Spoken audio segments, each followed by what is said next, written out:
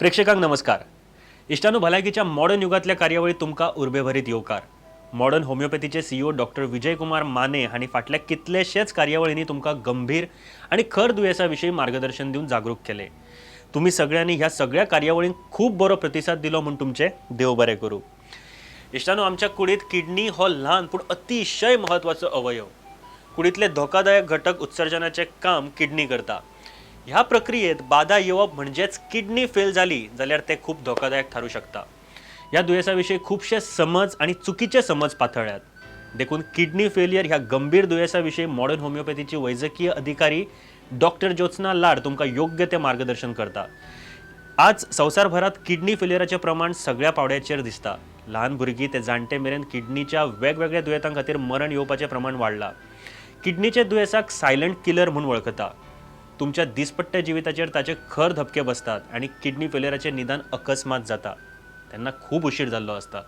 अशा या खूप खर दुयेसाचे निदान आणि उपचार वेळार जावप खूप गरजेचे. या खातीर डॉक्टर ज्योत्स्ना लाड हांचे मार्गदर्शन खूप महत्वपूर्ण ठरता. मॉडर्न होमिओपॅथीची क्रांतिकारक क्युरेटिव्ह लायन ऑफ ट्रीटमेंट दुयेंतीक कशी पूरक ठरता हाचो पुराय अभ्यास ह्या परिसंवादांतल्यान तुमच्या मुखार येतलो. ते खातीर ह्या भागांतय कांय पिडीत आपलो अनुभव तुमकां सांगतले. प्रचलित उपचार पद्धतीतली डायलिसिस वा किडनी ट्रान्सप्लांट दुयेंतीक खूप खर्चाची आणि त्रास दिवपी ठरता. तातूंत दुयेंती बरोबर पुराय कुटुंब लेगीत मानसीक आणि आर्थीक तणावाखाला येता. ह्या सगळ्यांतल्यान मॉडर्न होमिओपॅथीच्या खासा उपचाराच्या मजतीन कशी सुटका जाता हे लेगीत तुमकां ह्या परिसंवादांतल्यान कळटले. जिविताचे कालचक्र बरे भलायकी सयत दवरपा खातीर मॉडर्न होमिओपॅथीच्या खासा तज्ञांचे अभ्यासांतल्यान हे मार्गदर्शन तुमकां प्रेक्षकांक मार्गदर्शक थारतले हे विशीं आमकां खात्री आसा. किडनी विशीं काळजी घेवप, योग्य आहार करप, जीवन पद्दती जगप आणि किडनीच्या गंभीर दुयेसावेले मॉडर्न होमिओपॅथीची क्युरेटिव्ह लायन ऑफ ट्रीटमेंट घेवप हे विशीं पुराय माहिती समजुपा खातीर पळयत रावात भलायकीचे मॉडर्न युग. इष्टानो, ह्या कार्यावळीच्या शेवटाक सदा भशेन तुमकां एक प्रश्न विचारतले. या प्रश्नाची जाप तुमकां किडनी फेलियर दुयेसाविशीं जागरूक दवरतली. तेच परी मॉडर्न होमिओपॅथी कडल्यान तुम्ही रोख इनाम आणि स्मृतिचिन्ह मेळोवंक शकतले. तेन्ना लक्ष दियात आणि ऐकात मॉडर्न होमिओपॅथीची खासा कार्यावळ भलायकीचे मॉडर्न युग.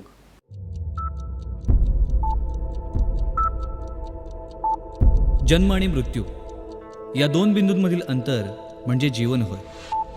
एका बिंदूकडून दुसऱ्या बिंदूकडे मार्गक्रमण करत असताना मनुष्य आपलं ध्येयनिष्ठ जीवन जगत असतो.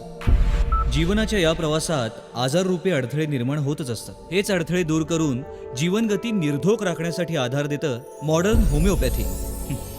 चला तर मग जाणून घेऊया मॉडर्न होमिओपॅथी.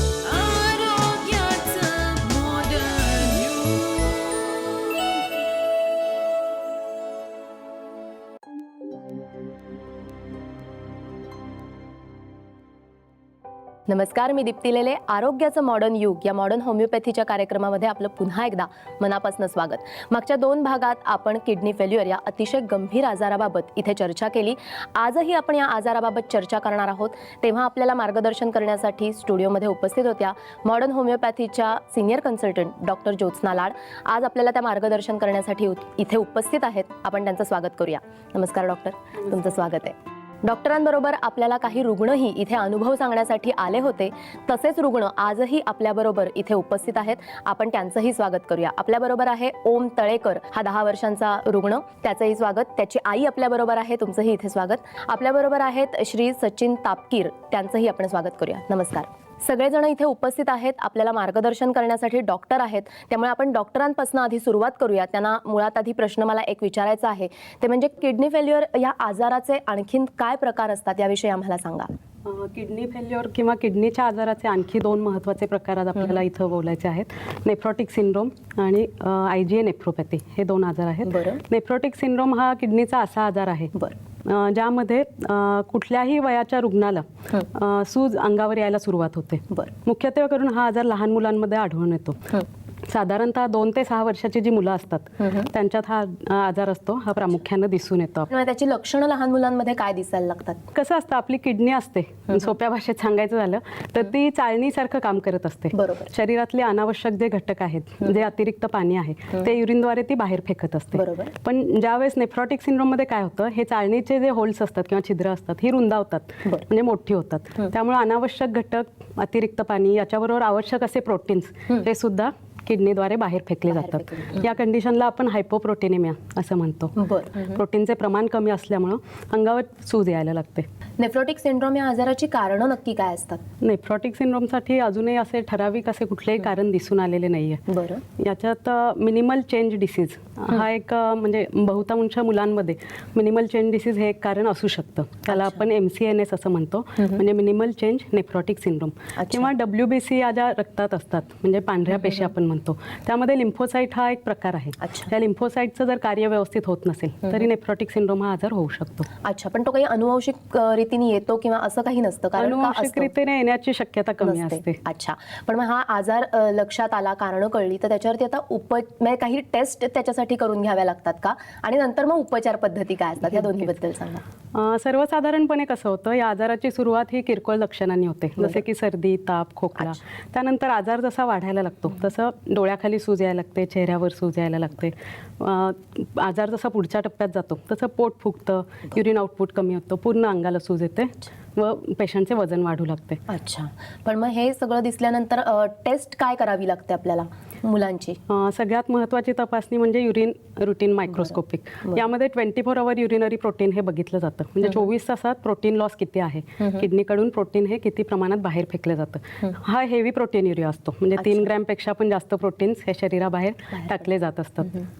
मग त्यानंतर स्पेशलाइज तपासण्या पण असतात, जसे की कॉम्प्लिमेंट C3 तपासणी आपण म्हणतो, टेस्ट म्हणतो. ANA ही टेस्ट पण करावी लागते काही मुलांमध्ये.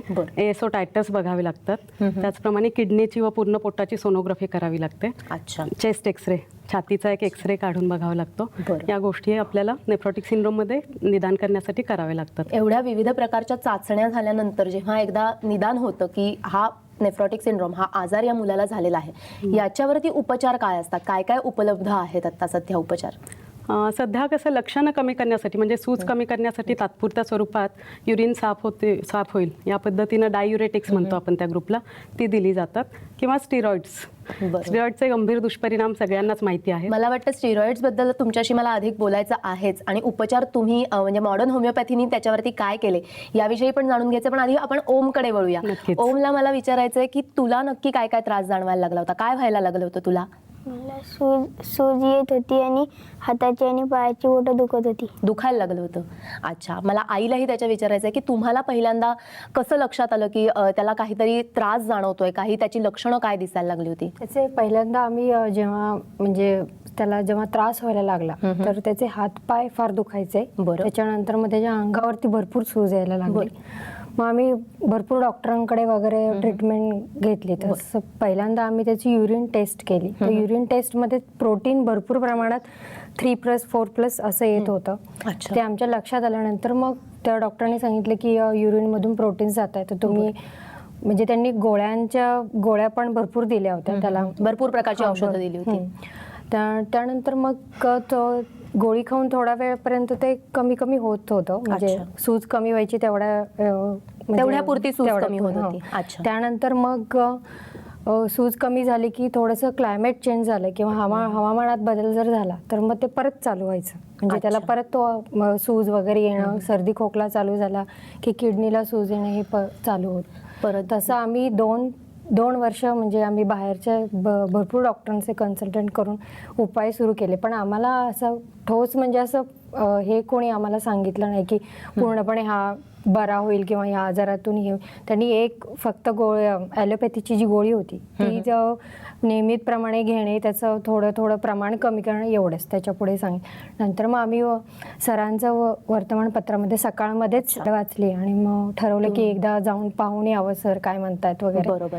तर सरांनी त्याचे सगळे रिपोर्ट्स आधीचे पूर्ण वाचले वगैरे, केस त्याची पूर्णपणे स्टडी केली.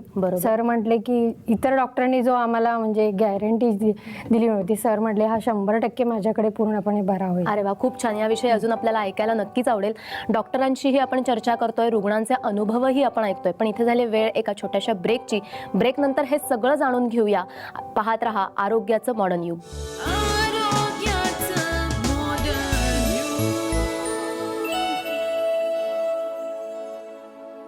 सल्ला व मार्गदर्शनासाठी खालील क्रमांकांवर मिस कॉल करा. 703-883-3881, 703-883-3882.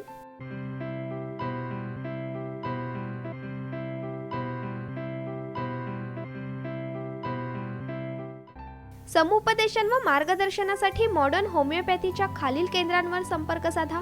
दादर, कळवा, धनकवडी, पिंपरी चिंचवड, म्हापसा, नाशिक, औरंगाबाद, कोल्हापूर, मडगाव, नागपूर, नांदेड.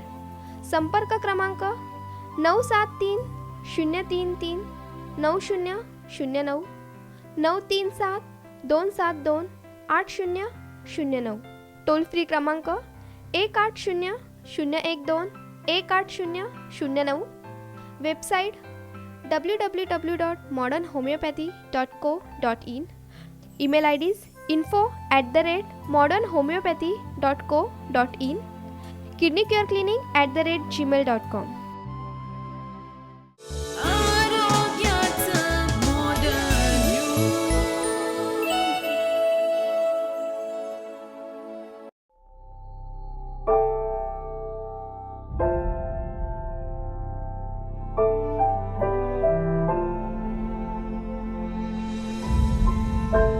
मी स्त्री आहे आणि स्त्री असते भविष्यकाळ कुटुंबाचा, समाजाचा, देशाचा. तिचं आरोग्य म्हणूनच महत्वाचं. परंतु दुर्दैवानं ब्रेस्ट कॅन्सर हा गंभीर आजार आपल्या देशातील महिलांना वेगाने गाठत आहे.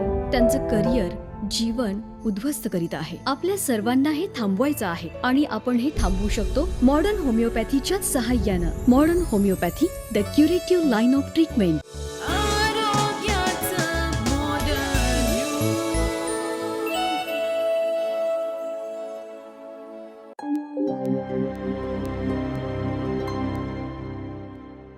आरोग्याचं मॉडर्न युग या मॉडर्न होमिओपॅथीच्या कार्यक्रमामध्ये पुन्हा एकदा ब्रेकनंतर सगळ्यांचं स्वागत आहे. आपण आज बोलतोय ते किडनी फेल्युअर या अतिशय गंभीर अशा आजाराबाबत. डॉक्टर आपल्याला खूप छान मार्गदर्शन करतात आणि रुग्ण मुख्य म्हणजे त्यांचे स्वतःचे अनुभव आपल्याला सांगतात. आपल्याबरोबर एक छोटा 10 वर्षाचा ओम इथे उपस्थित आहे, तोही त्याच्याबद्दल सांगत होताच. पण त्याचबरोबर दुसऱ्या एका आजाराबद्दल आपल्याला सांगतायत श्री सचिन तापकीर. आपण आता त्यांच्याशीही बोलूया. तुम्हाला नक्की काय त्रास जाणवायला लागलेला होता? साधारण जानेवारी 2012च्या सुमारास माझ्या अंगावर सूज यायला लागली होती. गुडघे, पाय, हात याच्यावर सूज येत होते आणि खूप वेदना होत होत्या. त्या टायमाला मी आमच्या लोकल डॉक्टर तिथं म्हणजे कन्सल्ट केलं होतं. त्यावेळेस त्यांनी टेस्ट नंतर हे सांगितलं होतं की हा संधिवात असू शकतो किंवा गाऊटचा प्रकार असू शकतो. त्यांनी ट्रीटमेंट चालू केली त्याप्रमाणे, परंतु त्याने काही फरक पडेना. मग 3-4 असेच डॉक्टर चेंज झाले, पण कशाने फरक पडत नव्हतं. शेवटी मग हे लक्षात आलं की युरिनमधून प्रोटीन जाण्याचं प्रमाण जास्त आहे. तेव्हा एका डॉक्टरांनी म्हणजे बायोप्सी करण्याचा सल्ला दिला, किडनीची बायोप्सी. बायोप्सीचा रिझल्ट असा आला की IgA नेफ्रोपॅथी हा आजार आहे म्हणून. त्यानंतर त्या डॉक्टरांनी मला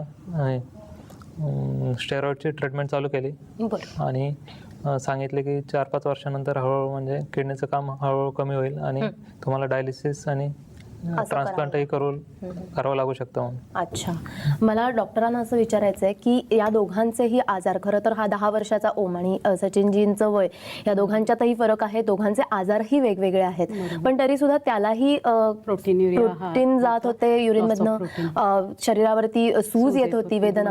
मग हे आजार 2 वेगवेगळे असले तरी त्याची लक्षणं बऱ्यापैकी सारखी दिसत आहेत. तर मग त्याच्याबद्दल तुम्ही काय सांगाल? ॲक्च्युली कसं आहे, IgA नेफ्रोपॅथी हा जो आजार आहे किडनीचा, यामध्ये IgA हे काय आहे तर प्रोटीन अँटीबॉडी आहे ती. तर ती शरीरात तयार होते आणि शरीरात रक्तात ती लिबरेट होते. कसं असतं, एखादं इन्फेक्शन जेव्हा आपल्या शरीरात होतं, मग ते बॅक्टेरियल असू दे, व्हायरल असू दे, पॅरासायटिक असू दे, आपल्या शरीरात अँटीबॉडीज या तयार होत असतात. या अँटीबॉडीज काय करतात, तर इन्फेक्शनच्या अगेन्स्ट फाईट करत असतात, लढा देत असतात. पण याच्या IgA नेफ्रोपॅथीमध्ये काय होतं,